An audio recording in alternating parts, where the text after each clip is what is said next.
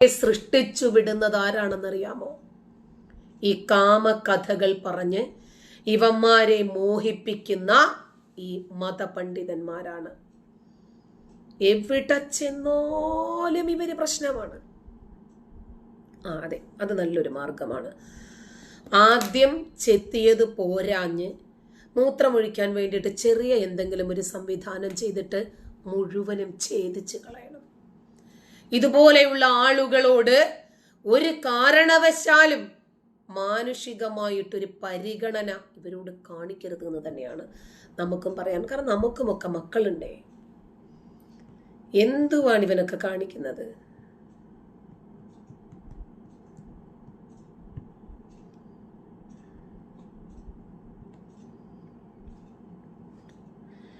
ഇവര് പല രാജ്യങ്ങളിലേക്കും ചേക്കേറിയല്ലോ.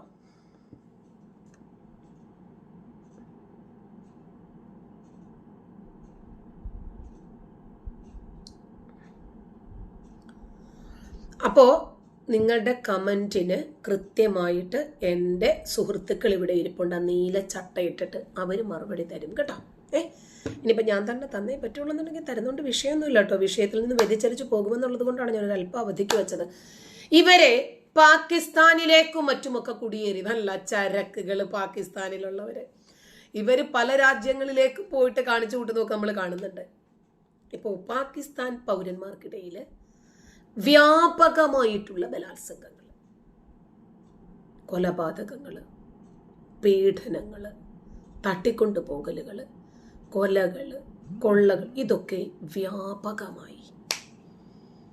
അപ്പോ പാകിസ്ഥാൻ മനസ്സിലാക്കിയത് അഫ്ഗാനിസ്ഥാനിൽ നിന്ന് താലിബാൻ ഭരണത്തെ ഭയന്നിട്ട് കുറെ ആളുകൾ ഇവിടെ വന്നിട്ടുണ്ടല്ലോ.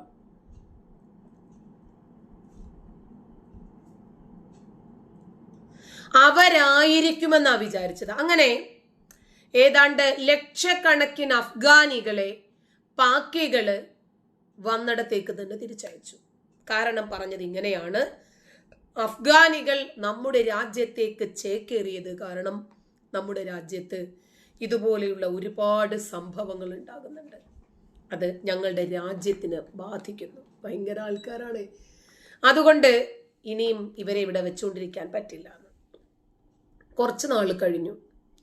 അഫ്ഗാനിസ്ഥാനിലെ ആളുകളെയൊക്കെ പറഞ്ഞു വിട്ടു. പക്ഷെ എന്നിട്ടും വ്യാപകമായിട്ട് തെരുവോരങ്ങളില് ഇതൊക്കെ സംഭവിച്ചുകൊണ്ടിരിക്കുകയാണ്.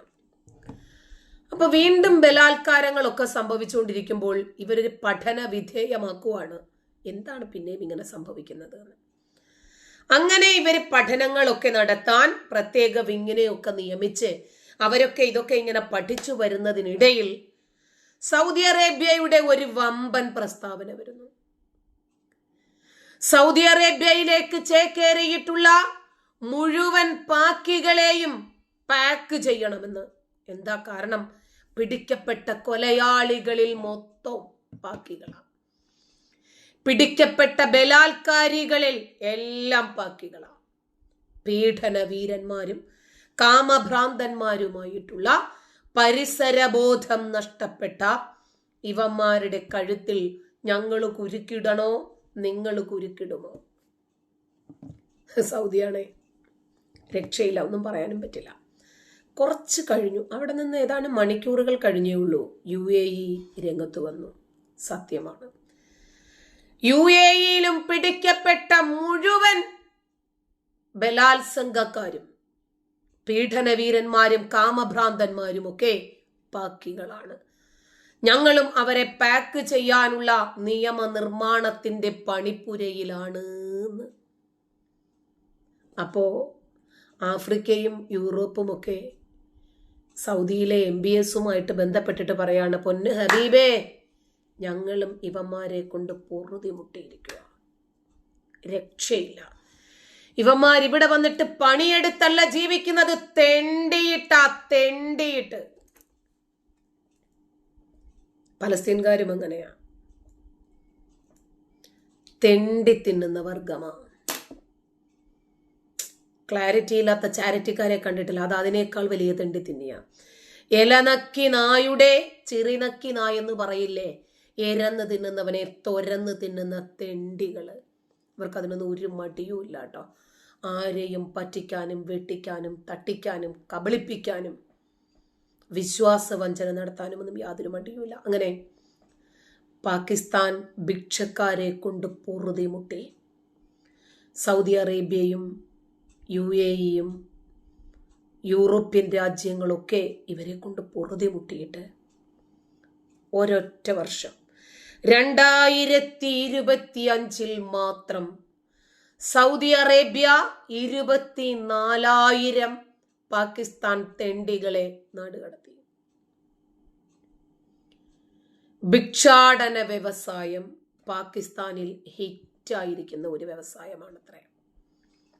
ഒരു പണിയും എടുക്കണ്ടല്ലോ, സുഖസുന്ദരമായിട്ട് ജീവിക്കാമല്ലോ. അതുകൊണ്ട് പാക്കികളെ ആഫ്രിക്കയിലും യൂറോപ്പിലുമൊക്കെ വമ്പിച്ച രൂപത്തിൽ പാക്ക് ചെയ്യാനുള്ള നടപടികൾ. അപ്പം ഇവർ വിചാരിക്കുന്നത് നമ്മളെ എന്തെങ്കിലും അവർ പാക്ക് ചെയ്ത് വിട്ടാൽ തന്നെയും ചിലപ്പോൾ നമുക്ക് വേണ്ടി സംസാരിക്കാൻ നമ്മുടെ രാജ്യത്ത് നിന്ന് ആരെങ്കിലുമൊക്കെ വരുമെന്നാണ്. പക്ഷേ രക്ഷയില്ല.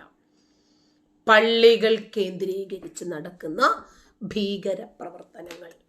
ഭിക്ഷാടന മാഫിയ വന്ന് തമ്പടിക്കുന്നത് പള്ളികളിലാണ്. കാരണം അതാണ് അവർക്ക് ഏറ്റവും എളുപ്പമുള്ള സ്ഥലം. സ്ഫോടക വസ്തുക്കൾ കൊണ്ടുവന്ന് സൂക്ഷിക്കാൻ, എല്ലാത്തിനും.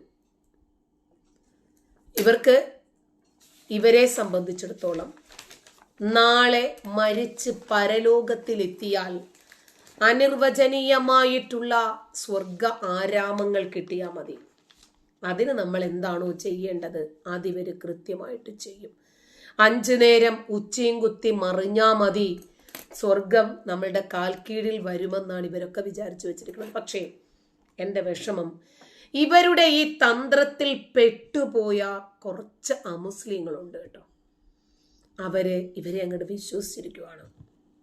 റെയിൽവേ ട്രാക്കുകൾ തകർക്കുന്ന ഒരു ഏർപ്പാടുണ്ടായിരുന്നു UP-യിൽ. ഇടയ്ക്കിടയ്ക്ക് ട്രെയിനുകൾ അപകടത്തിലാകും. ട്രെയിൻ മറിയുക, ബോഗി ചരിയുക, റെയിൽവേ ട്രാക്ക് ഇളകിയാടുന്നു, അങ്ങനെ തുടങ്ങിയ ഒരുപാട് കലാപരിപാടികൾ. അത് അന്വേഷിച്ച് ചെന്നപ്പോൾ ചെന്ന് നിന്നത് പള്ളികളിലാണ്. പള്ളികളിൽ ചെറിയ കുട്ടികൾക്ക് ഇവർ നല്ല രൂപത്തിൽ ക്ലാസ് കൊടുത്ത് കോച്ചിങ് കൊടുത്ത് റെയിൽവേ ട്രാക്കുകൾ തകർക്കുന്നു. റെയിൽവേ ട്രാക്കുകൾ തകർത്ത് അതിലെ കമ്പിയൊക്കെ അടിച്ച് പൊട്ടിച്ച് അല്ലെങ്കിൽ കുറച്ച് കല്ലൊക്കെ എടുത്തു വെച്ച് പള്ളികളിൽ ഉസ്താദുമാരാണ് ഈ കോച്ചിങ് കൊടുക്കുന്നത്. കമ്പും കഴയും കല്ലുകളും ഒക്കെ പറക്കി വെക്കുമ്പോൾ സ്വാഭാവികമായിട്ടും ട്രെയിൻ പാളം തെറ്റും. അപ്പോഴാണ് ഒരു പ്രത്യേക സംഘത്തെ UP-യിൽ യോഗി ആദിത്യനാഥ് നിയോഗിച്ചു. അവരിതൊക്കെ അന്വേഷിച്ച് ചെന്നെത്തിയപ്പോൾ പള്ളികളിൽ, മദ്രസകളിൽ കുട്ടികൾക്കാണ് ഇവർ ക്ലാസ് കൊടുക്കുന്നത്. കുട്ടികളെ ആകുമ്പോൾ ശിക്ഷിക്കാൻ നിയമമില്ലല്ലോ. എങ്ങാനും ഏതെങ്കിലും ഒരു കുട്ടിക്കാലനെയോ കുട്ടി ഭീകരനെയോ അറസ്റ്റ് ചെയ്താൽ ഉടനെ ഇവർ കട്ടഹാസം ഉണ്ടാക്കാമല്ലോ. ഇരവാദം പറഞ്ഞ് കുട്ടികളെ പോലും യോഗി ജീവിക്കാൻ സമ്മതിക്കുന്നില്ല എന്നിവർക്ക് പറയാമല്ലോ. അപ്പോൾ മുസ്ലിം പള്ളികളെ കുറിച്ച് നമ്മുടെ നാട്ടിലെ കുറച്ച് കാഫിറുകൾക്ക് ചില ധാരണകളുണ്ട്. അത് തെറ്റോ ശരിയോ എന്ന് നിങ്ങൾ പറയണേ. പറയുന്നത് പള്ളികളെ കുറിച്ചിട്ടാണ്. അതായത് ഈ പള്ളികൾ എന്ന് പറയുന്നത് ഒരു എന്താ പറയുക, ഒരു നിഗൂഢ സ്ഥലമാണ് എന്നുള്ളൊരു തെറ്റിദ്ധാരണ പൊതുവെ നിലനിൽക്കുന്നുണ്ട്. എൻ്റെ പഠനത്തിൻ്റെ ഭാഗമായിട്ട് ഞാൻ ചേരമാൻ പള്ളിയിൽ ഒരു പഠനം നടത്തുന്നതിന് വേണ്ടി പോവുകയുണ്ടായി. അപ്പോൾ അതുമായി ബന്ധപ്പെട്ട് ഞാൻ കുറേ കാര്യങ്ങൾ പഠിച്ചു, അവിടെ എന്തൊക്കെയാണ് നടക്കുന്നത് എന്നൊക്കെ.